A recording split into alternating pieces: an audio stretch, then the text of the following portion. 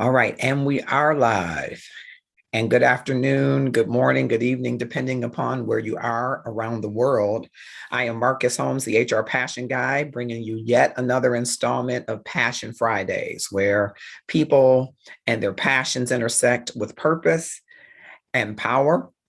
We talk about passionate topics and we share topics that we are passionate about as well. And so today is one of those topics of which we are passionate, being an HR professional for the last 25 years, 18 of which I've been with the city. I know you're looking into the camera and thinking, how could this guy have been somewhere 25 years or have worked in an industry? I'm telling myself that even if you aren't, right?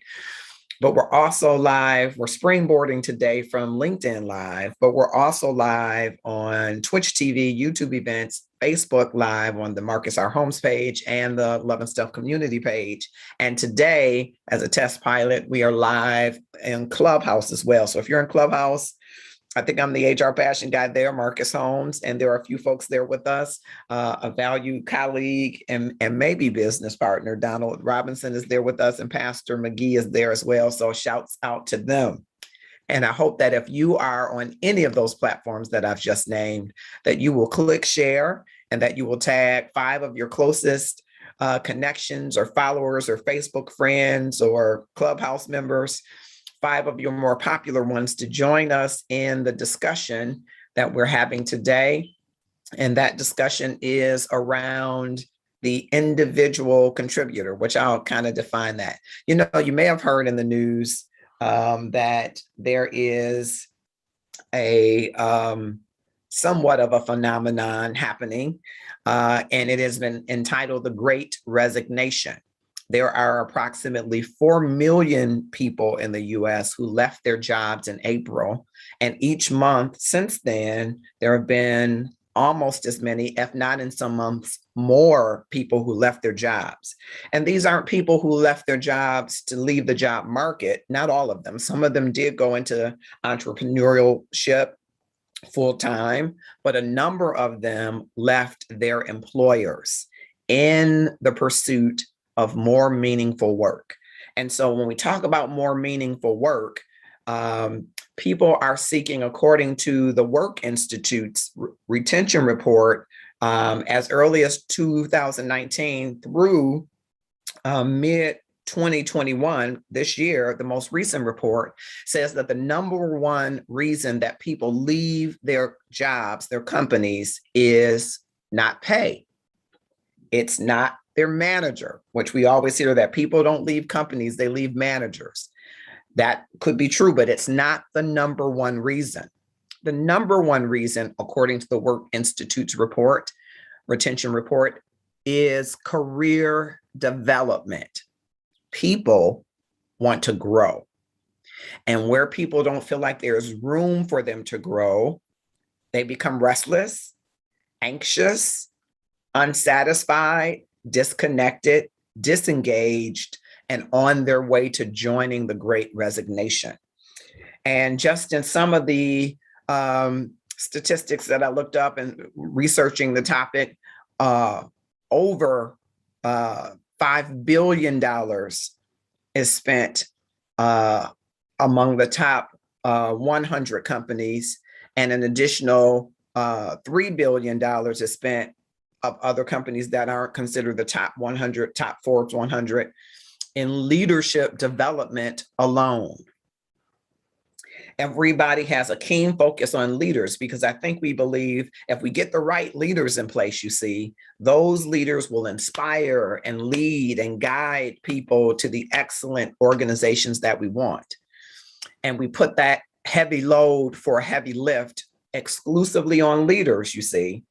And I don't disagree that they bear some of the burden, if you will, of that lift. But what about the individual contributor, the person who is telling you, I want to grow? Because the reality is that everybody isn't going to get into a leadership title or position, right?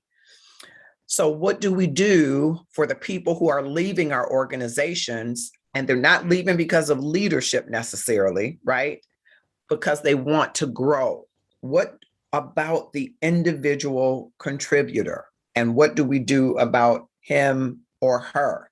And so that's one of the things that I wanted to talk about, because there has been an investment in leadership development, which I think is important, but there also needs to be an investment in looking at how do we build career pathways and portals for people who maybe their end goal isn't leadership, or maybe their strength isn't necessarily leading people. It could be influence without authority.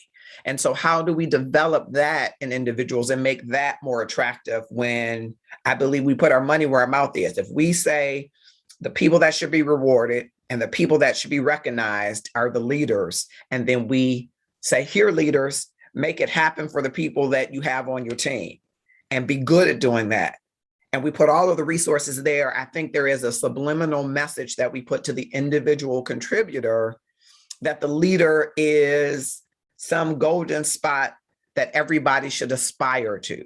And we don't put the emphasis on many of the people who make it happen. And when you think about the future of work, the future of work is going to require us to create individuals who are able to broaden their individual contributor and influence without authority, and drive business results to the center of our strategy. And leaders lead from the edges, giving democratized power to people in various scales, constraints, and demands, so that they can drive business results. It's going to be able to give the individual contributor a little more autonomy and crafting how he or she collaborates, ideates to bring some elevate to our organization, both our products and services and our brand. And we've got to find a way to democratize that so that more than just the leaders get the recognition and regard, but that individual contributors do.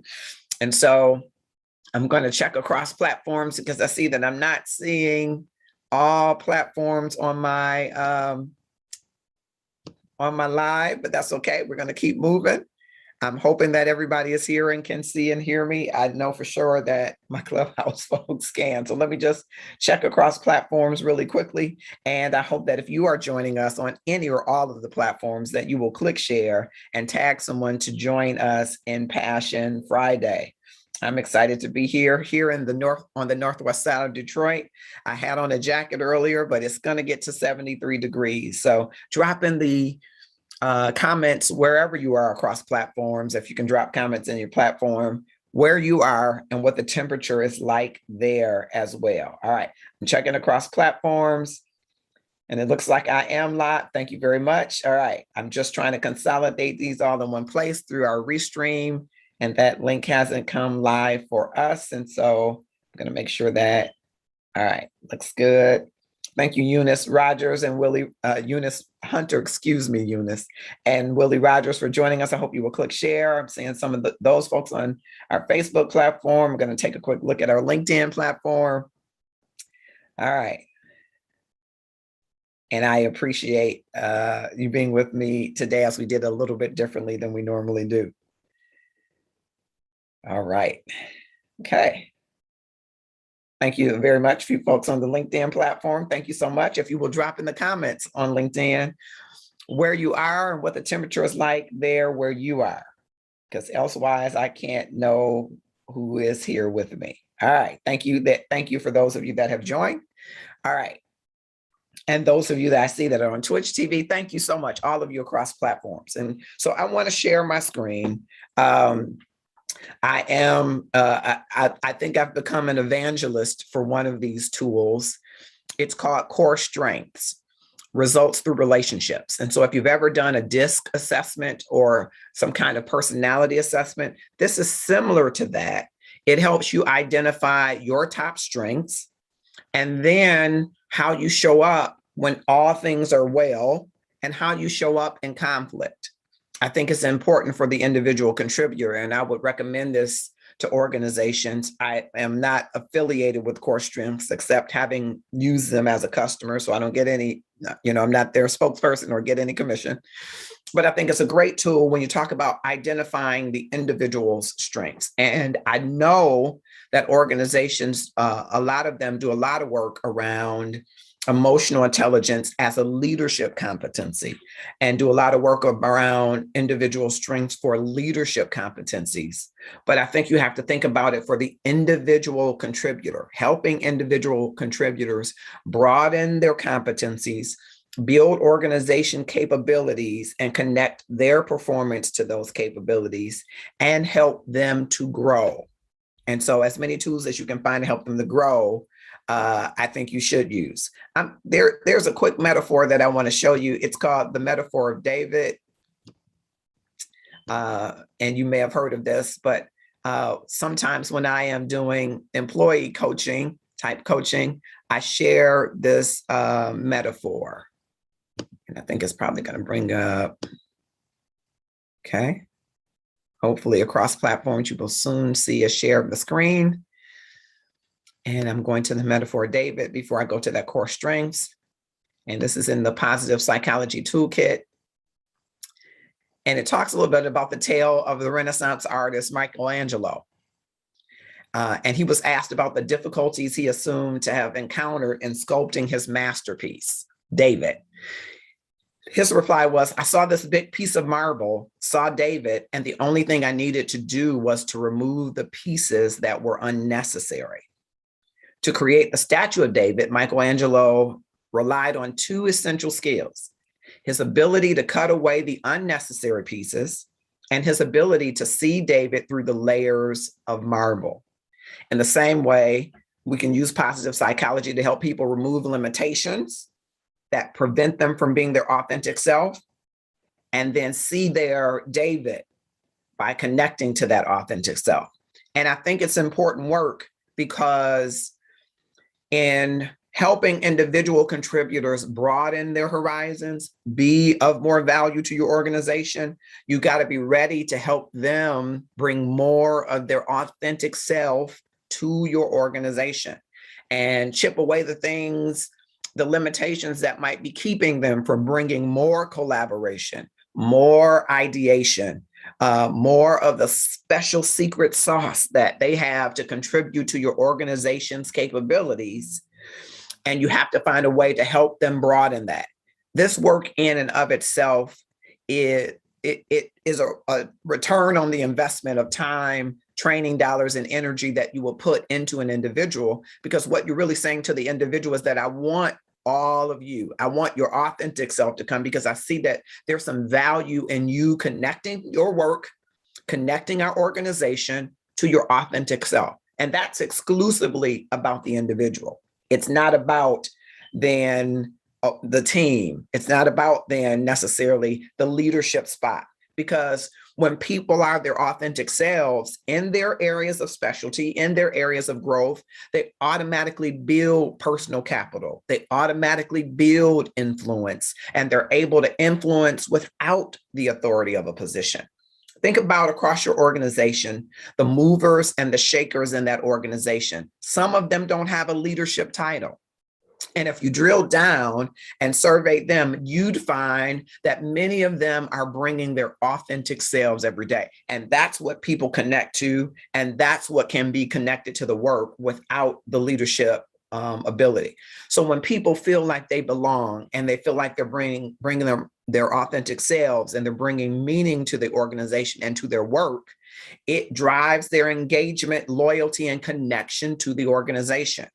And then if you recognize and reward that, if you're able to track and measure that and connect them with more rewarding experiences, it only serves to drive and deepen the engagement in the organization and enhance the employee experience. And see, if you're a larger organization like the city of Detroit, we'd say is 9,000 employees. And of course, there are some organizations that have eaten 200,000 employees, right? Managing this without having some software would be a challenge, right? But you've got to train and implement a plan or program that helps individuals see their connection to a longer term employee lifetime with the company. Some companies measure that employee value, a lifetime valuation. How long will this employee stay with us? And for this money that we spend on this employee, including recruitment costs, pre-boarding costs, how much of a return on the investment? Are we going to secure a certain number of new customers, a certain amount of revenue, a certain tenure with a customer, right? And so many companies have established employee lifetime valuations. Well, if you want to elongate that lifetime, or you want to deepen it, you want to improve the quality of it, you want to improve the return on investment, you have to think about the individual contributor and not just where they fit on the team, and not just the leader that you put them under, and not just the billions of dollars of investment that we put into leaders with the hopes that they're going to drive engagement, they're going to drive inspiration. And that is a responsibility of a leader. But don't put all of that responsibility solely and squarely on the shoulders of the leadership, not squarely and solely. People want to have more power over their career path. People want to be more involved in it. People want to have more choices of mobility in the organization. I work for the city of Detroit, as I mentioned, and there was a time in our, I'm going to call it our job family structure. We call it classification and compensation schedule. But in our job family structure, once you got into the city, which was a pretty rigorous thing to do at a point, then you had the opportunity to gain knowledge and go in just about any area. People who started in clerical became directors, and people who started in clerical also became accountants, who also became human resources professionals. And people who started with public works as an engineer found a place in urban planning. And there are pathways for internal mobility. This, I think, is keenly important in organizations because, again, not every individual contributor that comes into your organization is going to become a director level position. Not every person that enters is going to become a manager level position, right? Some of the people that enter your organization are going to look for that sweet spot or place. And then when they've had enough of that sweet spot or place, they're looking for another opportunity that provides them meaningful work. And so you have to create these pathways of access in your organization for the individual contributor to bring him or herself, his or herself, their most authentic selves, is what I want to say. So I'm going to stop sharing the screen of the metaphor of David, but if you're interested in delving into the metaphor of David and doing this exercise with me, drop in any of the inboxes across any of the platforms, and I'd be happy to have you in on a Zoom with a group as we go through the metaphor of David so that you can do some self-reflection, some introspection about, now, what are the parts that are unnecessary layers that keep me from bringing my authentic self to relationships, because an employer-employee is a relationship. A member of your church, that's a relationship. Your spouse, your family, those are relationships. So how can I remove these unnecessary layers that are preventing people from seeing and preventing me from being my ordinary, extraordinary, authentic self? I often say, as the author of The Gratefulness Journey Every Day, I try to start every morning by connecting to the providence of God as a man of faith and sitting in what I call my being. See, I am being long before I am doing anything. I am defined as being before I began doing. And so it's connecting to that beingness, if you will, in every area of your life before you begin the doing. It will bring more meaning to the work that you do, to the play or leisure that you do, to the love that you do, if you understand the being part and are able to uncover all the layers of that being. So I'd love to have you join in that metaphor of David, and you can inbox me, and maybe I'll drop later a link in there, which will make it easier for you to connect with me. All right. I'm going to go back to share my screen on a different part of that. I think I want to, right before I do that, share that part of the screen. I just want to touch on this 9-box succession. A lot of times we think of succession in two ways. Developing which positions are critical for which we need to have other people in place to grow into those positions, right? So we sometimes make them at levels of criticality. One might be the highest criticality, meaning if we don't have a person in the spot when the person leaves, either through normal attrition like retirement, or the person leaves through maybe unplanned attrition like they resign in the Great Resignation, having this position vacant will be some loss of revenue, some loss of brand presence, some negative impact on the organization's profit and loss statement, right? And so we think of high potentials, low potentials, medium potentials. I wanted to just show this 9-box succession plan because I think we have to turn it on its head in some regard. Now, there are forward-thinking organizations that are already here, but we oftentimes think of criticality levels by leadership levels.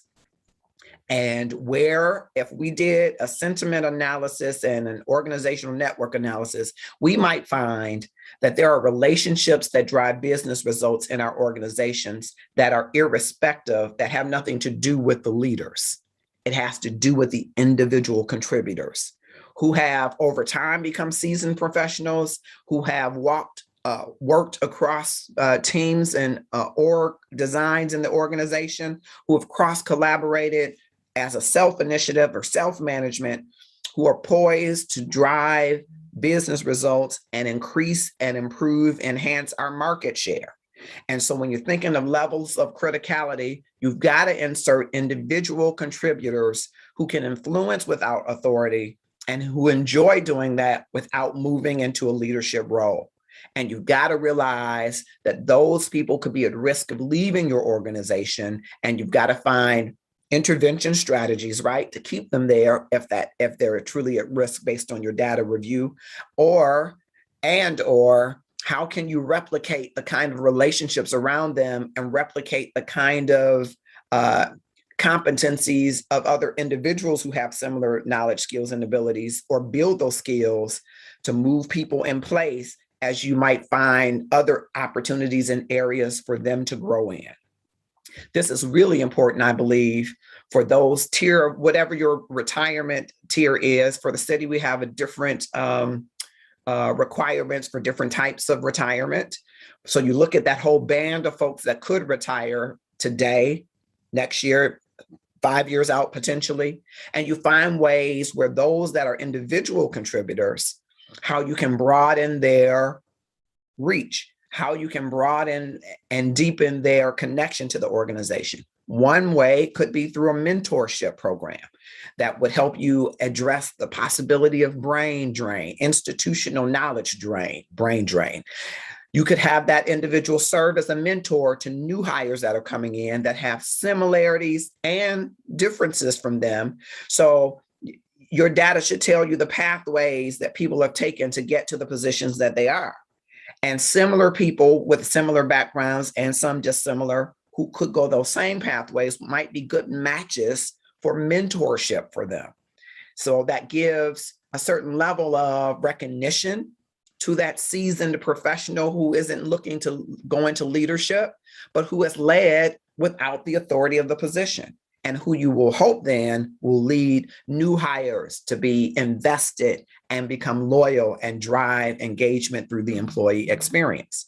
And so it's one way that you can ensure, I believe, that you keep connected the individual contributors, because again, your bandwidth won't be to promote every individual contributor, but your bandwidth is to recognize and reward them with meaningful experiences that help to drive business results for you. And so I wanted to mention that before I move on to this core strengths document that I want to show you. And the core strengths, again, is interestingly enough, I had an individual contributor, and we were having some relationship challenges, let me tell you. And we both sought out tools to help us in this relationship challenge, and we found the same tool. And I reached out to get some information, and once I was reaching out to get information, she was sending me the same company. Hey, I found this company. I think we should look at this company. I'm like, gee whiz, come see me. I was like, I'm looking at the same thing. And so the core strengths is the company. And they do what's called a strengths portrait. This is the strengths portrait of Marcus Holmes. Okay. And as you can see at the top, it shows my highest strengths. All of these are considered strengths at varying levels. You'll see a color coding, and I'm going to talk about that in a minute. And at the bottom, you'll see what is my least used, least built strength, maybe. So these are all strengths, not seen as weaknesses, but there are certainly areas of opportunity as you go down the ladder. Some of these are ones that are used less frequently and pull out in different ways and different times. And so it's an assessment of your motivational value system. And there are it's color coded in 3 ways, as you can see here on the screen. Blue is for someone who is motivated by connection to people. Okay, more motivated by connection to people. Red is more motivated by performance. Okay, you're more motivated by performance. And then green is more motivated by process. Okay, so my motivational value system is what's considered a hub. I'm pretty evenly mixed across all 3. A little more blue and green, a little more blue and red than I am green. And in times of peace, when things are going well, I'm more the hub. I'm motivated by flexibility and adapting to others or situations. I have a strong desire to collaborate with others and to remain open to different options and viewpoints. And that resonates so truly for me because I like to hear everybody's position on an item before I make a decision when things are going well. It also tells you of your conflict sequence. So when things aren't going well, how do you operate in conflict? And for me, I'm still a hub in conflict, but it kind of switches.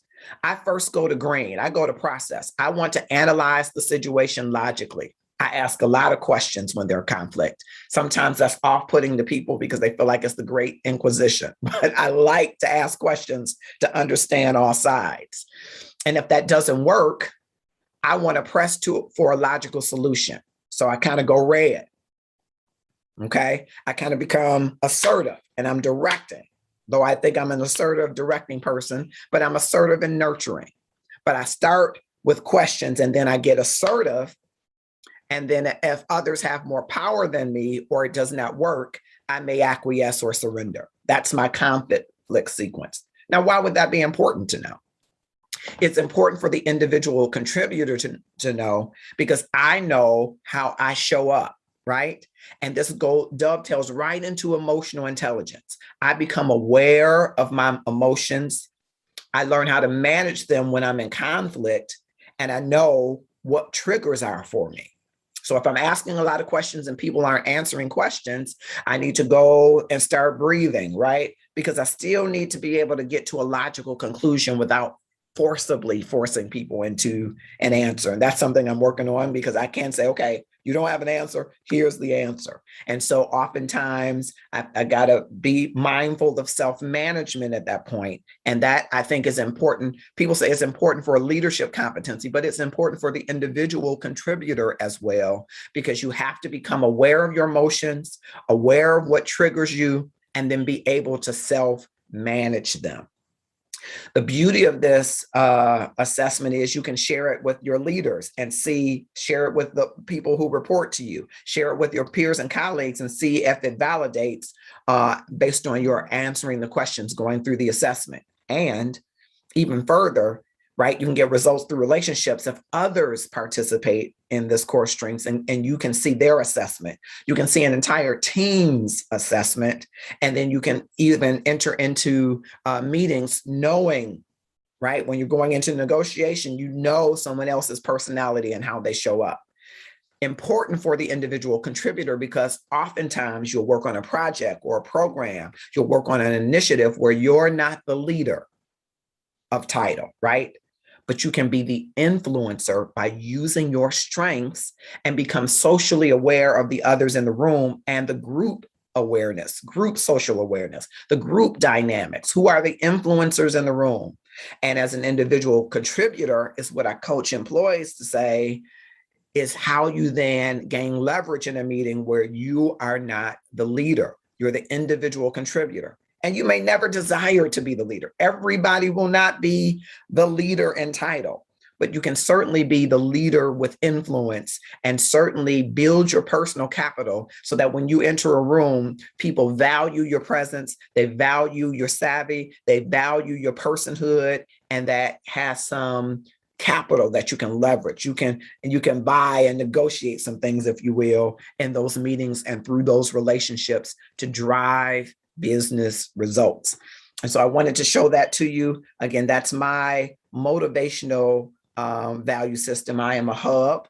I am mostly blue. I'm evenly blue and red, which makes perfect sense to me. I love people. I'm passionate about people. I'm fascinated by people. And I'm also fascinated by performance. What can we get done? But I also like process.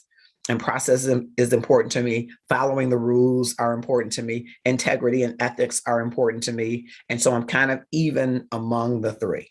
In conflict, however, I go back to the rule. I go back to the logic. I go back to what I think makes sense.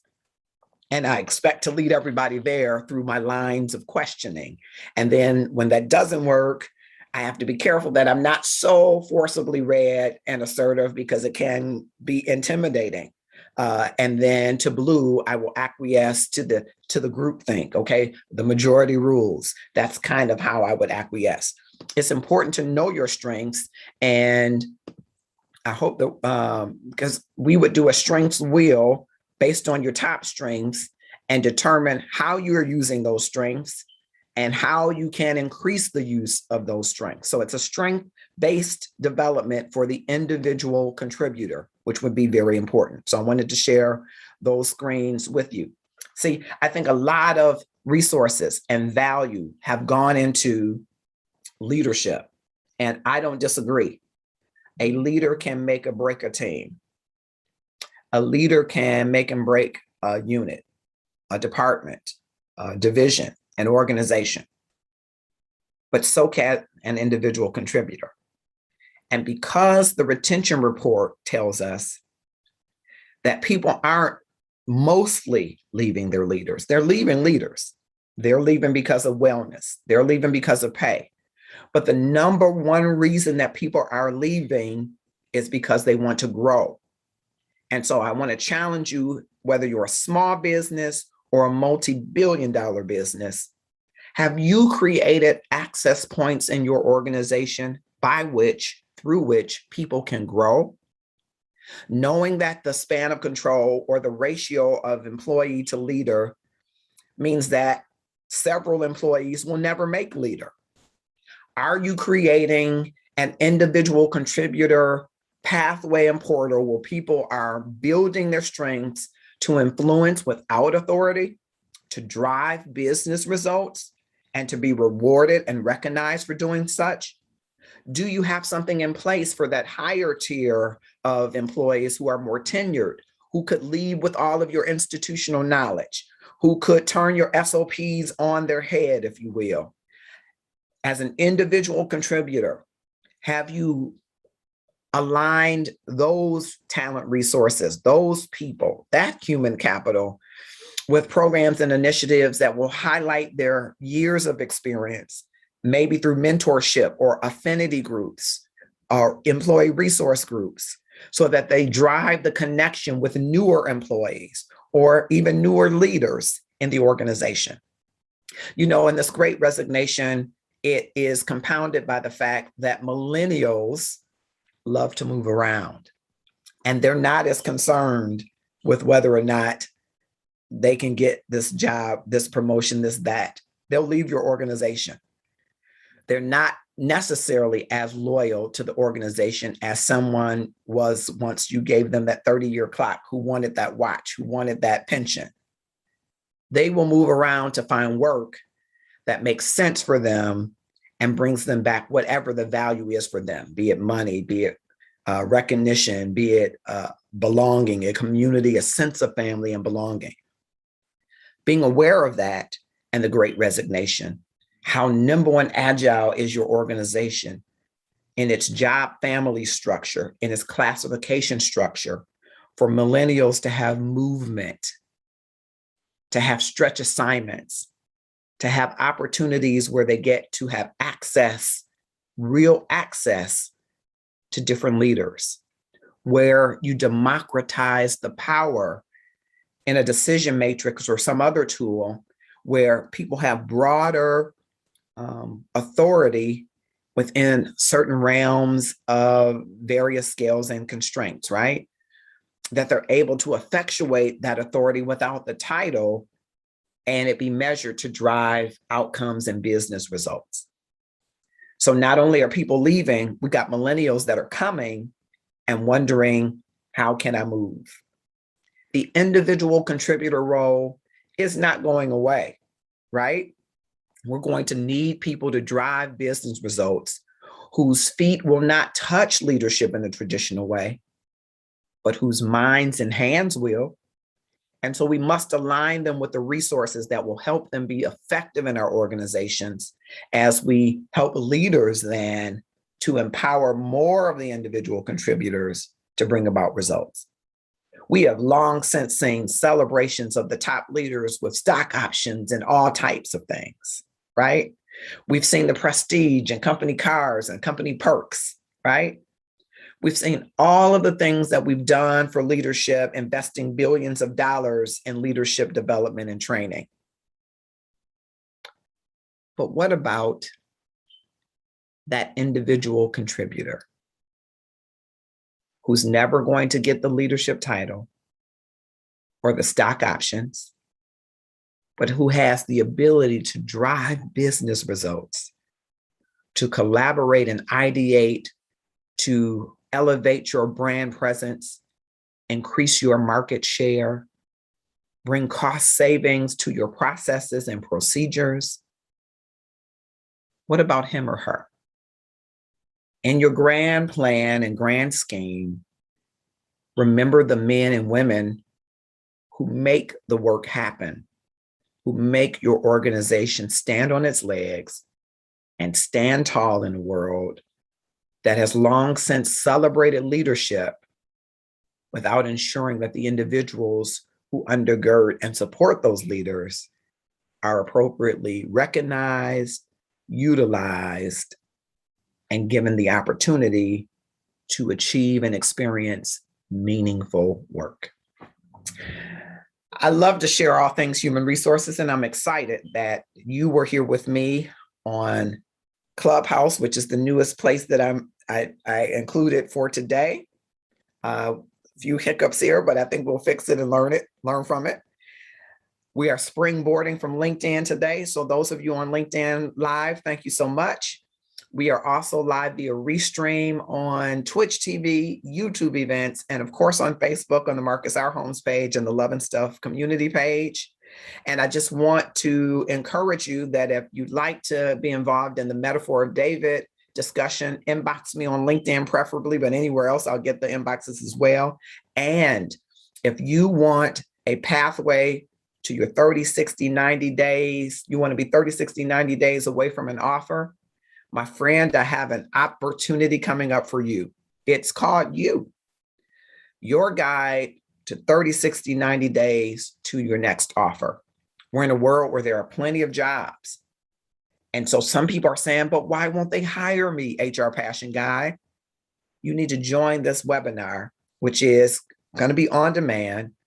It'll be 4 modules, a module about you and how to build your confidence and talk a little bit about your emotional intelligence, about resume and research. We'll talk about that, how you should go about researching the kinds of companies that you want to work for and not just taking just any job that's out there. This is the time for you to be picky. About preparing for that interview. Is it going to be a behavioral-based interview? We'll give you some tips and real tricks on how to do that. Or whether or not it's going to be a technical interview and the way that you might show up for that as well with your charisma and gravitas, right? We'll also talk to you about closing the deal. Now, once you have had a successful interview, how do you close that deal? How do you go to the next step? And as we have been doing, a special feature in all of this is increasing your net worth through your network. It's important that you work your network. And I believe that most people have a network that they're not working, and therefore they're not increasing their net worth. It will be available to you soon. It's for a nominal fee. And I would love it if you would join us in that. Now, there are, as I said, are tons of jobs out there. And this is for the people who are saying, but they won't hire me. I can't get an interview. I can't get the salary that I want to negotiate. I can't find the position I'm looking for. This is for you. And I'm pleased to have worked on it and to share it with you. And it will be available soon. You can inbox me for more details or stay tuned for future details. Coming up soon, we're having our continuous discussion about public service. And we're going to have our police department from the city of Detroit joining us because they have a critical role that they're trying to fill. And we know public safety and law enforcement is a hot button topic in the world today. And yet we still need some brave men and women to join the ranks. So you don't want to miss that coming up, and many other passionate topics. I'm Marcus Holmes, the HR Passion Guy. I want to thank you for joining us today. And if you've enjoyed this, do one thing for us. Click share right now and tag someone else to watch the entire show. Thanks again.